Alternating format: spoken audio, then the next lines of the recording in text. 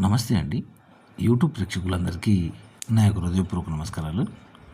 మనం ఈరోజు ఈ వీడియోలో మరుగుమందుని ఎలా పెట్టుకోవాలి, మరుగుమందు యొక్క ఉపయోగాలు ఏంటిది, మరుగుమందుని ఎవరు పెట్టుకోవాలి, ఎలా పెట్టుకోవాలనే దాని గురించి ఈ వీడియోలో చెప్పడం జరుగుతుంది.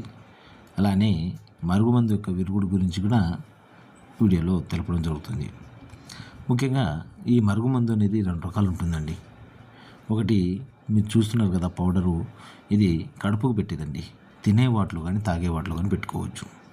Chicken, mutton, curries, cool drink, juice, sweet, fast food ఇలా తినే తాగే వాటిలో దీంట్లోనే పెట్టుకోవచ్చు. మరొకటి వచ్చేసి పక్కనే కనిపిస్తుంది కదా, ఇది లిక్విడ్ అండి. ఈ లిక్విడ్ వచ్చేసి తలకు కానీ, బట్టలకు కానీ, చెప్పులకు కానీ, ఒంటికి ఎక్కడైనా రాయొచ్చు. ఈ రెండిట్లో మీరు ఏ ఒక్కటి వాడినా సరే వారు మన చెప్పు చేతిలో ఉంటారు, చెప్పినట్టుగా వింటారు. కేవలం 24 గంటల నుంచి 3 రోజుల్లో మన చెప్పు చేతిలో ఉంటారు, చెప్పినట్టుగా వింటారు.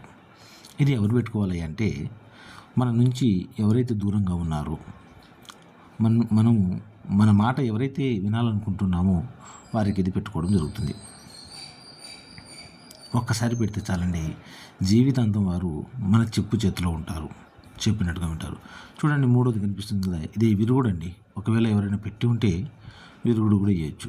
లేదంటే మనం పెట్టిన దానికి విరుగుడు కావాలన్నా సరే తీసేయొచ్చండి. ఇది ఎటువంటి సైడ్ ఎఫెక్ట్ లేని ఒరిజినల్ మరుగుమందు అండి. మీకు ఎటువంటి సైడ్ ఎఫెక్ట్ ఉండదు దీనివల్ల మీకు ఎటువంటి ప్రాబ్లం ఉండదు. ఇది కేవలం మీరు మంచి కోసమే పెట్టుకోండి, చెడు కోసం పెట్టుకోకండి.